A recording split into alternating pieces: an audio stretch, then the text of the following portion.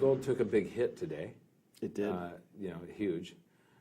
What do you think's going on there? You wrote an article about it this morning, I believe. I did, and I'm really taken by the idea that every accounting of gold that I've seen, so Eric Sprott did one recently, which was very nice work, and he added up, he combed through all of the export data that is actually put out by the Commerce Department, and went line by line and went back, I guess, 20 or 30 years.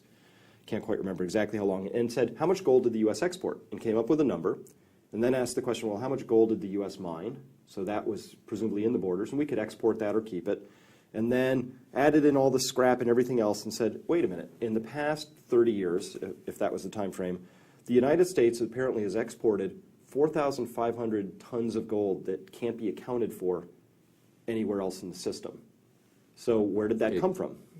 It dwarfs anything you could possibly imagine as scrap being melted down from jewelry and things like that. There's no private source that he could identify. So the conclusion was that had to have come from some official source. So now fast forward to the other accounting trick on central bank balance sheets is that when they account for that gold, let's give the Fed a couple credits and say, okay, it's yours. On their line, they'll say gold and gold lease. Right, which is an asset and a liability being kept track of as a single line item. It's a single line item. It should at least be two line items. But to say physical gold I have in my possession plus this stuff I loaned out and took money back, because that money probably shows up elsewhere on their balance sheet anyway, right? So to carry what you've leased out and the stuff you actually own is the same item. It just violates all sorts of accounting rules and just common sense.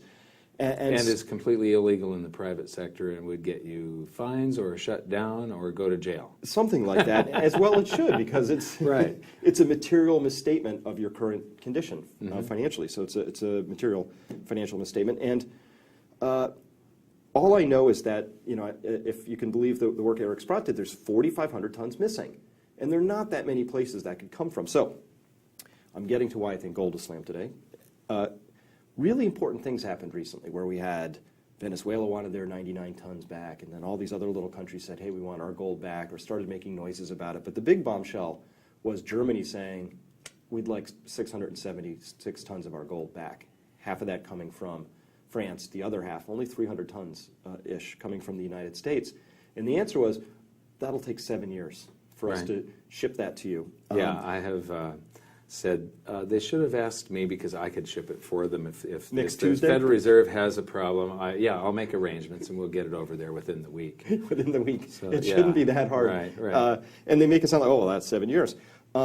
So if you understand how gold leasing actually works, it's a really sweet game, right? It's a nice game. So a central bank says, well, I have all this gold, and officially they say, well, it's just sitting there collecting dust, barbarous relics. So they would like to get some income from it. So they will lease it to a bullion bank, who will typically get it at something around 1% for a whole year. So if a bullion bank took $1 billion of gold from the Federal Reserve, they only have to pay 1% on that. So then they'll take that, sell it into the market, take the proceeds, invest that in treasury bills. When treasuries paid 5%. Right, or even you can still get 3% on a 30-year, right? Yeah. And you flip it out at the end of the year. So now they're going to get a 2% spread for free. Right. And if they really wanted to get clever about it, they could take insurance out and do some offsetting futures that'll cost them about 1%, but still they're going to get 1% risk-free. Well, if you're a bank that has an infinite lending ability and the Federal Reserve has all this gold, how much would you borrow? I'd be like, as much as you will lease me. Just give me as much as you can, because I'd rather have 1% on 10 billion than 1% on 1 billion. So this is the game, and they've taken all this gold and leased it out into the market, which obviously, when you're selling gold into the market like that in those quantities, that's price suppressive. There's a lot of supply in the market. And this all works great as long as there's no disruption in that system, because essentially what they're doing, that's fractional reserve gold lending, because the Federal Reserve says, well, we have this gold. In fact, we're holding a lot of gold on reserve for other countries, like Germany. And they've leased a lot of gold out into the market. They say they've leased it. They won't tell us how much, but we think it must be around 4,500 tons based on this other work.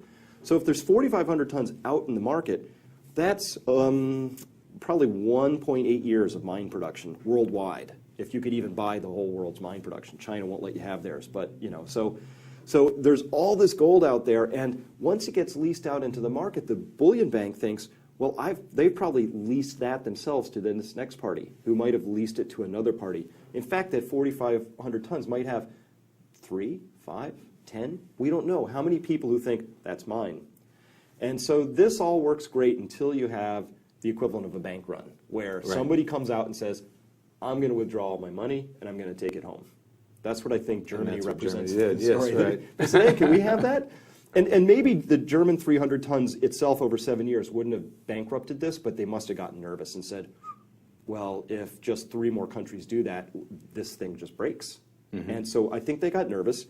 And so I've watched the gold market carefully enough, long enough. I traded the futures very aggressively at a point in time. So I understand how the market works. And when I see at 12:05 in the morning, 3,000 big gold contracts get dumped within a single 1-minute tick, that has only one possible explanation, and that is somebody was attempting to drive the price down in that moment, because it's a thin market, it's in the overnights, it's a concentrated dumping of positions. They always explain it the next day in the news. They go, oh, that was an investor unwinding. Well, they must be the worst investor in the world. Like, if that was a hedge fund, you should just fire them right now, because that was ridiculous. That's not unwinding. That's clearly price manipulation. So I've seen enough of these price manipulations coming several months now that I've said, oh, somebody is trying to just drive the price down. And so today, we saw this big sort of success in that story. There was a huge price reduction, almost $70 in gold in a single day. It's huge. And guess what's going to happen as a consequence of that? GLD is going to get a lot of redemption calls from nervous people, mostly small investors. Probably several hundred tons will be disgorged from GLD as a consequence of this.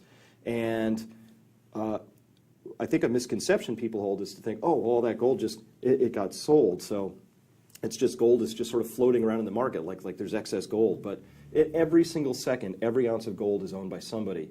All I know for sure is that GLD now owns less of it, and somebody else owns more of it. If the more of it side of this is not bullion banks, I will be deeply, deeply surprised, or other financial parties and intermediaries who are part of this gold leasing chain and network. It feels to me like this was a move designed to shake out a bunch of weak hands, scare up a bunch of gold, and pull it into the official side of the system. To cover shorts. Probably, to cover the leasing and the other shorts. When you lease something out and you owe it to somebody else, you have to get it back to be able to return it. Absolutely. So and there's Germany over there, and it's leased to J.P. Morgan through the Federal Reserve. And the best way to get something from somebody is to convince them they don't want it. So, oh no, the price went down. I better get rid of this stuff, you know. And that's one of the great mysteries of financial assets and monetary assets, that the lower in price they go, the less of them people seem to want. And the higher in price they go, the more Don't buy it when it's on sale. Buy it when it's in a bubble. Right. Yeah. Okay. So this, to me, it's if it's not now, very shortly we're going to have just a historic another opportunity as a buying opportunity. Instead, you know, I note this whole gold leasing scheme, and there's a part of me that says, well, that's just wrong. I get a little cranky about it because I can see the manipulation for what it is. It's just people who are less sophisticated or less well connected being fleeced and coughing up their gold to people who are more well connected and more deep pocketed. So I get a little cranky at that. And on the other hand, I'm like, well, thank you for this opportunity to buy more very precious substance, get more money at a cheaper price. I personally am happy with that. So I hope that people don't take this as an opportunity to say, I really can't, I don't want to be in that substance because look, it's hated and nobody wants it. That it's really, that is going to be one of the cruelest jokes ever played on people who get scared away from gold and silver at this moment in history, given where we are. And it's just surprising that they're able to get away with this again and again and again. Right. When you all the news that keeps on coming out during this consolidation and pullback suggests that gold should be far, far higher than it is right now. Absolutely. With what's going on in Cyprus and Japan, with North Korea threatening nuclear, I mean, this is a great moment of uncertainty in the world history. And gold is falling, right. And gold is falling, and right on cue, just exact moment that the orchestra hit that note, you get the New York Times coming out with an article about why gold has lost its luster, and it's reported with glee in the upper banner of the Wall Street Journal that gold's really taken this tumble, and there's just this whole machine that's just set up ready to support the idea that gold is a hated asset and you should get out of it. But that marketing is directed at the little people, and I'm one of the little people in this story, right? I feel like somebody is trying to convince me and doing a very, very expensive, detailed job to convince me that I should be out of the one thing that I am certain is the only thing that I know about that can protect me from everything that we've just talked about today. And my concern is that something like Bitcoin, once it gets to a certain level of visibility, will not be left to be free. One thing I'm very confident is that central banks and treasury departments world over hate competition. And I've been saying a drowning man is dangerous to swim near.